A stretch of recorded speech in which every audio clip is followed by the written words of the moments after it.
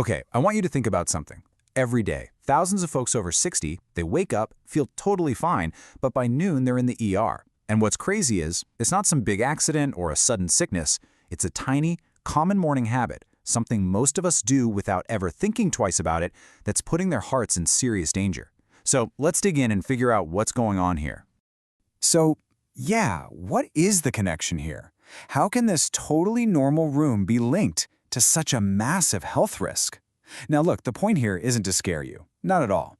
It's about giving you the knowledge, empowering you to understand what's happening inside your own body, especially during those first few hours of the day when it's most vulnerable. And honestly, the sheer scale of this is what's so shocking. We're looking at data from the European Heart Journal here, and it shows that almost 40%, think about that, 40% of all morning heart problems in older adults are connected to this one single thing. That is a huge, huge number for something nobody ever talks about. And here it is, the culprit. It's straining during a morning bowel movement. Yeah, I know, it's a topic that makes people uncomfortable, right? It's embarrassing to talk about even with a doctor. But trust me, understanding the powerful, almost violent reaction this one little thing can cause inside your body, that's the absolute first step to keeping your heart safe. All right, let's dive into this hidden morning danger. We're going to break down exactly why this thing that seems so harmless is actually a pretty big deal, especially as we age. And that brings us to the science behind it all, what I'm calling the science of the surge.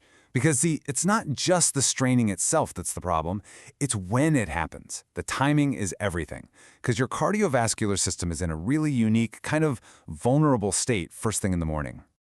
Okay, so this slide lays it out perfectly. Think of the morning, say from 6 a.m. to noon, as the danger window. On one hand, you've got your body's natural morning surge. Your blood pressure shoots up, your heart rate gets faster, your blood actually gets a little thicker, and stress hormones are flooding your system. Now, all of that, totally normal. It's how your body gets going.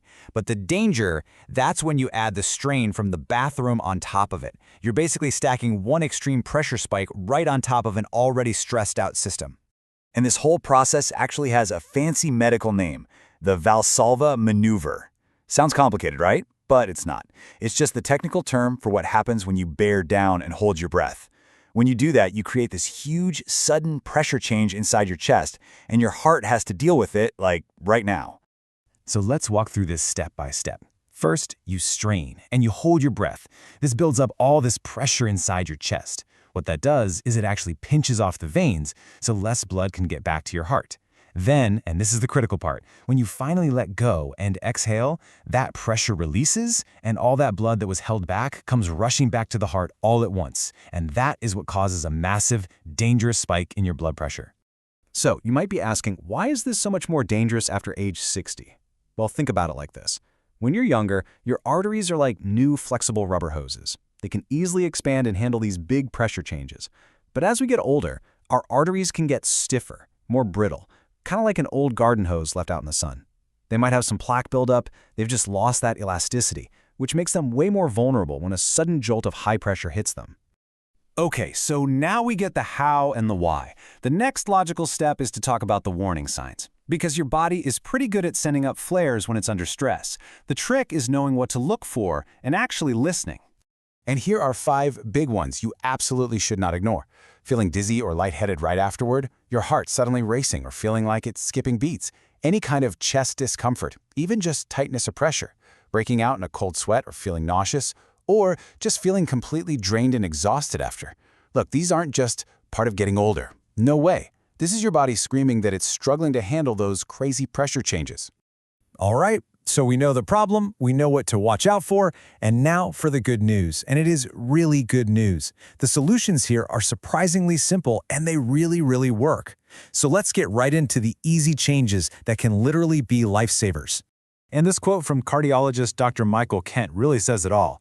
If you sit down and nothing happens easily, don't push. Just stop. Stand up. Walk away. That's it. That's the most important rule. It is always, always safer to just wait. Changing your mindset on this one thing can make all the difference. So what can you do like tomorrow morning? Here are 3 immediate actions. Number 1, just like the doctor said, never ever force it. If you feel yourself starting to strain, that's your cue to stop. Number 2, breathe. Pay attention to your breath. The second you realize you're holding it, that's a red flag. Stop.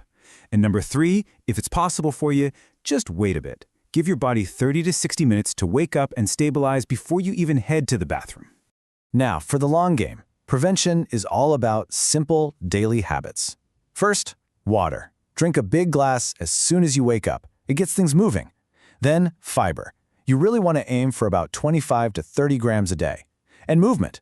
You don't have to run a marathon. Just a 20 or 30-minute walk every day does wonders for your digestive system. Oh, and here's a great tip. Use a little footstool.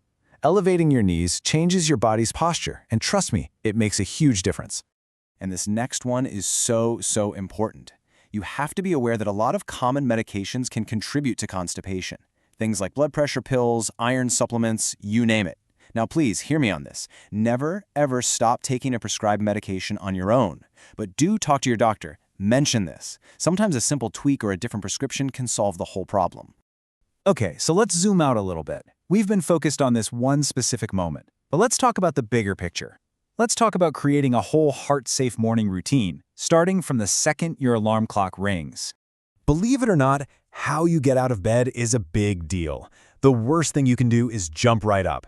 So, when the alarm goes off, just lie there for a minute. Let your body register it's awake. Then, swing your legs over and sit on the edge of the bed for a couple of minutes. Let your blood pressure even out. And then, and only then, stand up slowly, maybe holding on to something. Seriously, there's no award for being the fastest person out of bed. And for that first half hour after you're up, just take it easy. Keep everything gentle. This is not the time for heavy lifting or some intense workout. Another little tip, a cold room can actually make your blood vessels constrict and bump up your blood pressure, so try to keep the bathroom comfortably warm. And one last thing, a simple safety tip that could be vital. If you live alone, please do not lock the bathroom door. Okay, and I need to be crystal clear about this part. If you feel any of those serious symptoms we talked about, chest pain, really bad dizziness, a heart that's pounding out of your chest, you do not wait. You don't wonder if it's serious.